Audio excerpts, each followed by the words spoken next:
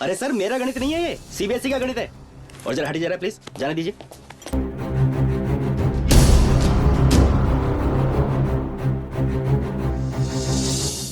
नमस्कार दोस्तों, बेबाक भाषा में आपका स्वागत है। किताबों की दुनिया में नाटक, रंगमंच किस तरह से गुल खिलाता है, मिलाता है और नए नए आयाम खोलता है, इसके लिए हमारे पास खास मेहमान हैं जो बुक फेयर में मुलाकात हुई है।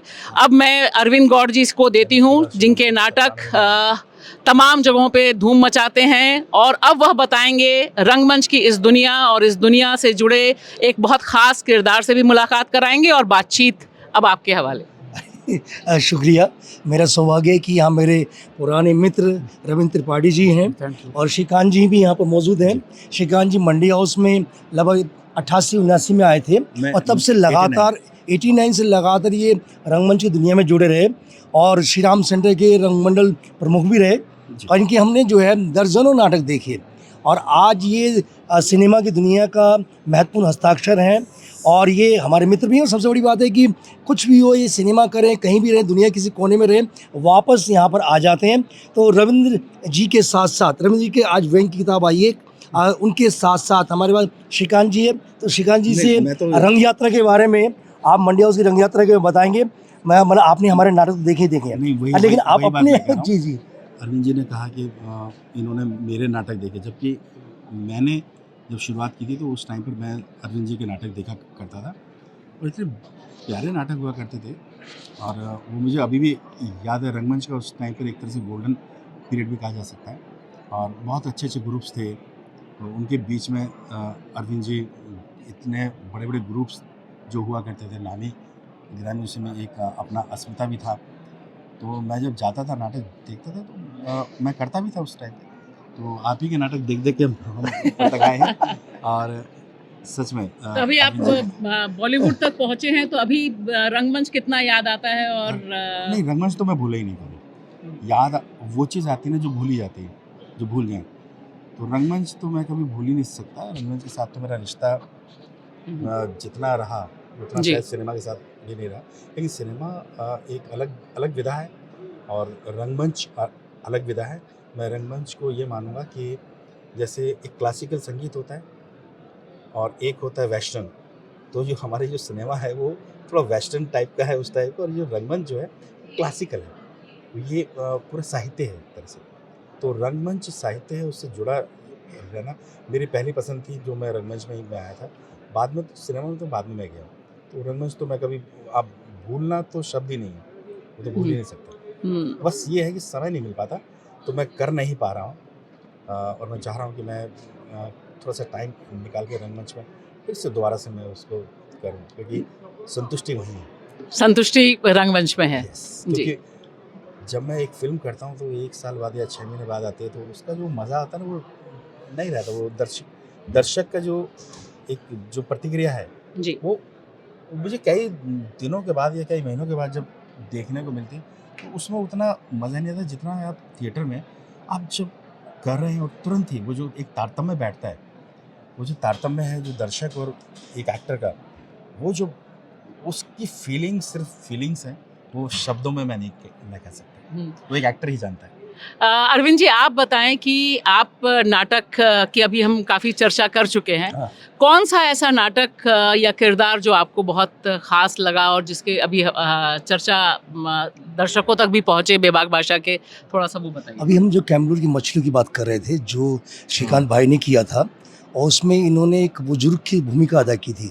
विस्थापन के बाद जो भारत पंजाब से जिस तरह से जो किसानी करते थे वहाँ विस्थापित हो गए थे, तो उनका बुढ़ापा किस तरह बीतता है उसके बारे में बात कर रहे थे। जो कि मछलियाँ वापस पूरी दुनिया में घूमती हैं लेकिन वापस मरने के लिए वहीं आती है, उसी रेफरेंस से बात हो रही थी। जो आपने वो ये किया था। हाँ जी, जो जड़ें हैं, या जहाँ ये कहा जाए कि हर आदमी, हर एक की इच्छा ये होती है कि वो जहाँ जन्मा, जो उसकी जड़ें हैं जहाँ, वो मरते समय उसे वो याद आता है, वो सब चीज़ें याद है। तो वहाँ की जो मछलियों की बात है और जो मछलियों से जोड़ा यहाँ के जो NRIs को उन्होंने, अमरजीत जी ने, वो बहुत ही प्यारे ढंग से जोड़ा। और वो जो व्यथा थी वो NRIs के आगे भी हम लोगों ने वो उसको प्ले किया था तो वो रो पड़े थे, उनको मतलब इतना इमोशनल नाटक बन पड़ा था।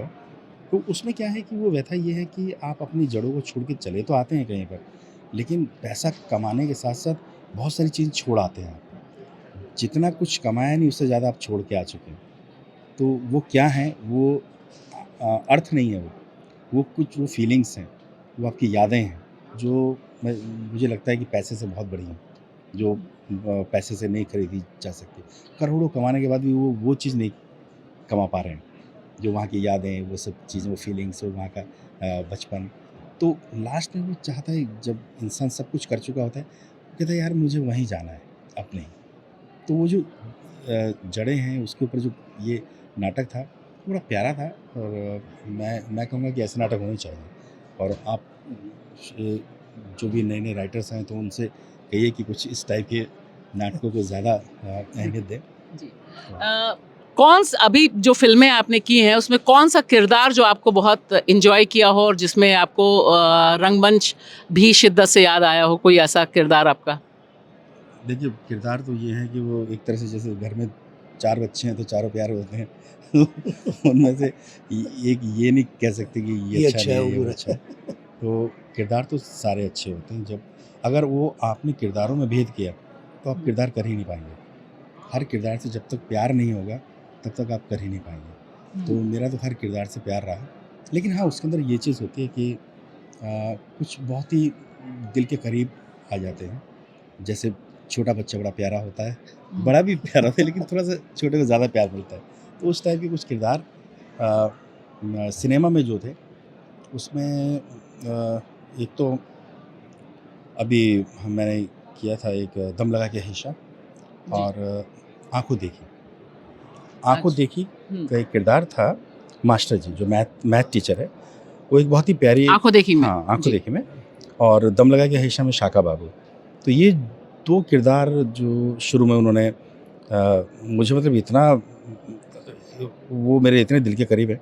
और रंगमंच में एक किरदार था, शायद आपने देखा होगा, जिस लाहौर ने वेख्या वो जमिया वो जमिया ही नहीं, में एक दादी का कैरेक्टर मैंने पूरी किया था, दादी का। फीमेल कैरेक्टर किया था। फीमेल कैरेक्टर आपने किया जी, था। जी, और वो बहुत ही मुश्किल होता है फीमेल कैरेक्टर करना, वो मुझे मालूम था। मैं जब उसे कर रहा था तो मुझे ये डर था कि कहीं ये फ़नी ना हो जाए, क्योंकि कई बार होता है कि आप उसको हबीब साहब तनवीर, हाँ। हबीब साहब ने डायरेक्ट जी, किया जी, था जी। तो उसमें कहीं ऐसा ना हो कि लोग उसको, क्योंकि आप मेल फीमेल कॉमेडी में तो कर सकते हैं, लेकिन जहाँ सीरियस हो, संजीदगी में अगर आपको निभाना है तो वो फिर थोड़ा-सा डिफ़िकल्ट हो जाता है कि आप कैसे उसको मेंटेन करते हैं। तो मैंने उस पे कुछ काम किया, और ऐसा किया कि आज तक वो मुझे भी याद है कि ऐसा कैरेक्टर शायद मैंने पहले नहीं किया, और जिन्होंने देखा उनको भी याद है। तो आज भी जब भी कोई पुराने मिलते हैं तो वो कहते हैं वो दादी अभी भी याद है, क्योंकि लास्ट तक कोई जान नहीं पाता था कि ये मेल है। मैंने कोई अपनी आवाज़ चेंज नहीं की थी उसमें, मैंने कुछ चेंज नहीं किया था। आवाज़ भी चेंज नहीं की कुछ थी। नहीं किया था मैंने। मैं जब और एक उसमें एंट्री हुआ करती थी, मैं लाठी लेकर जब आता था मुझे वहीं से पता चल जाता था कि हाँ, कैसे इसका इम्पैक्ट क्या पड़ रहा है।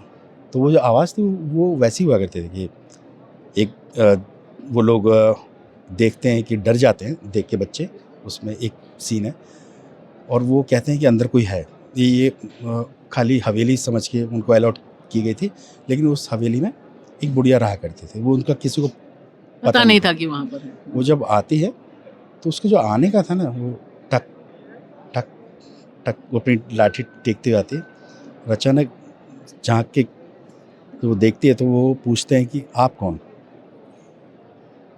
वाह जी वाह, ऐ खूब रही कि मैं कौन हाँ, तुसी दसो तुसी कौन हो जो बिना पूछे मेरे कारज को साए हो। तो जो उसकी जो आवाज़ होती थी, वो जो लेडी ऐसी कि आवाज़ में भी उसके दम था, और एक मतलब वहाँ पुरानी जो पंजाब की जो औरतें होती हैं, वो उनकी आवाज़ में भी एक दम भारीपन होता है, होता है। भारीपन, और एक साहसी लेडी है जो उसके बीच में भी झगड़ों के या दंगों के बीच में भी उसने वहाँ अपना छोड़ा नहीं अपनी चीज़ को, और अपनी जगह को नहीं छोड़ा। तो वो आज भी मतलब मैं ये चाहता हूँ कि सिनेमा में मुझे इस टाइप का कोई कैरेक्टर मिलता है जो दमदार हो, जो जिसमें कुछ करने के लिए बहुत अच्छा हो, लेकिन सिनेमा में नहीं, लेकिन रंगमंच में मैंने किया उसको। वो मेरे अभी तक जहन में है। आज भी मैं मतलब बोलते हुए मुझे जी अब मैं यहाँ संदर्भ के लिए बता दे रहा हूँ, मेरा बोलना ज़रूरी नहीं था, लेकिन बता दूँ कि जिस लाहौर ने व्याख्या, जिस नाटक की चर्चा हो रही है, वो असगर वजाहत का लिखा हुआ है जी। और हबीब साहब ने पहले उसको निर्देशित किया था। जब हबीब साहब पहले निर्देशित कर रहे थे, जो फीमेल कैरेक्टर करने वाली थी बूढ़ी औरत की, लाहौर नहीं व्याख्या उस ऐसी पर है जो विभाजन के बाद एक बूढ़ी औरत लाहौर में ही रुक गई थी और यहाँ से विस्थापित गए थे, उनको मकान दिया गया था। तो वो फीमेल कैरेक्टर जब आई नहीं तो उन्होंने एक मेल कैरेक्टर से कराया। हाँ वो और उसके बाद वो ट्रेडिशन बन गया। जी। मैं सिर्फ जोड़ना ये चाहता हूँ कि अरविंद गौड़ जी ने भी जिस लाहौर ने किया है और इनका प्रोडक्शन भी बरसों से चल रहा है। That is a very good production. फिलहाल इतना ही कहूँगा। बहुत ही प्यारी कहानी है। कहानी इतनी बढ़िया है जिसको हाँ, बार बार खेला जाना चाहिए। विस्थापन से आज के समय तो उसको सबसे ज़्यादा खेलने की ज़रूरत है, जब पूरे समाज में जाति के नाम पे, धर्म के नाम पर हमारे बीच में जो दीवारें आ रही है, नफरत आ रही है, उसमें कहानी जो हम अपना अपना लाहौर तलाश करते हैं। हाँ बिल्कुल। इसलिए वो लाहौर को तलाश करने की कहानी, एक लाहौर ऐसा जो सांस्कृतिक केंद्र था आज़ादी से पहले, जहाँ पर हमारे एक अद्भुत विलन था, जहाँ पर अमृता शेरगिल जैसी कलाकार अपना सेंटर बनाना चाहती हैं, एग्जीबिशन करना चाहती हैं, जहाँ पर तमाम कलाकार, लेखक, बुद्धिजीवी वहाँ पर उनका केंद्र था। और एक लाहौर जो हमारा अपना था। तो लाहौर जो है किसी देश का नहीं है, लाहौर हमारे दिल के अंदर है। तो ये लाहौर जो हबीब साहब ने किया था, उस प्रक्रिया के दौरान मैं शुरुआत में जुड़ा था और उनसे बातचीत भी हुई थी। उन्होंने उस नाटक को एक अद्भुत ढंग से डिज़ाइन किया था। तो जब मैंने करने की कोशिश की तो मुझे लगा कि मैं उस प्रभाव से कैसे खुद को अलग करूं। तो उसकी मैंने काफ़ी सालों बाद कोशिश करके उस दोबारे से मैंने अपने तरीके से किया। देखिए हबीब साहब का जो नाटक लाहौर, हाँ, वो तो अद्भुत है। चाहे उनका चरणदास बाकी- चोर हो, चाहे ये नाटक हो, मतलब आज हबीब साहब की बाकी मैं तो एक चीज़ हाँ कहूँगा कि कोई भी जो पुस्तक होती है, कोई भी नाटक होता है, वो पढ़ने वाले के अलग अलग विज़न होते हैं। हाँ अब जैसे हबीब जी का अलग था, आपका अलग है, बहुत ही प्यारा, आप कभी देखिएगा। जी जी देखा हुआ है। हाँ, जिस लाहौर ने व्याख्या बहुत ही अच्छा नाटक सर ने तैयार किया है और एक अलग ही छवि है उसमें। उसमें हबीब जी नज़र आते हैं तो उसमें जी अरविंद जी नजर हबीब जी आते हैं। नज़र। तो हर डायरेक्टर का अपना एक विज़न होता है।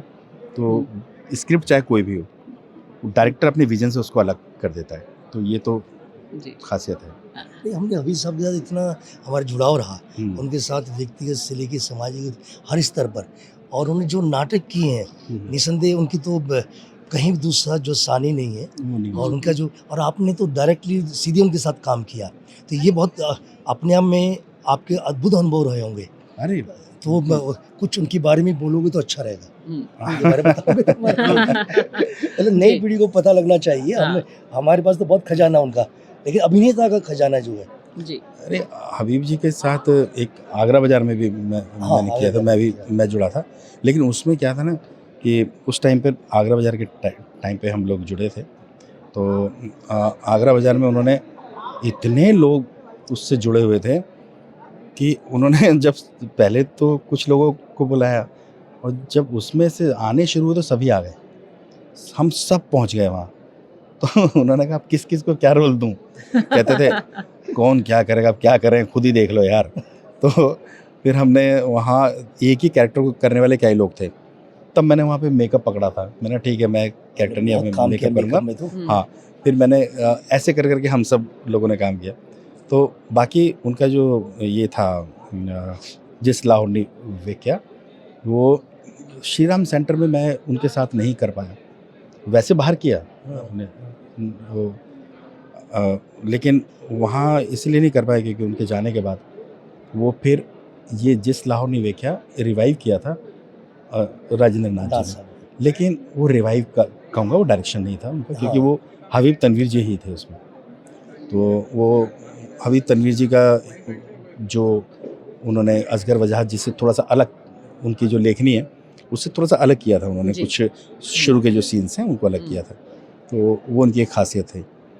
तो बाकी क्या हबीब जी के साथ बाहर हमने किया, बाहर बहुत किया। ये आगरा तो ये मुझे जो लगी, लोगों को बहुत कम पता है कि इन्होंने पीछे रंगमंच की बहुत मदद किया, बहुत संस्थाओं किया, बहुत ग्रुपों एक किया। बहुत अहम बात आपने, जब श्रीकांत जी की बात हो रही थी, आपने कहा कि अब जाना है, यहाँ नाटक से बाहर निकल के दूसरी दुनिया में जाना है, बस वो जिक्र करिए, उसी पे खत्म करते हाँ हैं। वही जी हाँ। तो मैं जिक्र कर रहा था, इन्होंने रंगमंच में बेकअप भी बहुत किया और बहुत जगह किया। हमने जहाँ बुलाया नए कलाकारों को भी इन्होंने सजाया और अभी भी सजा रहे हैं।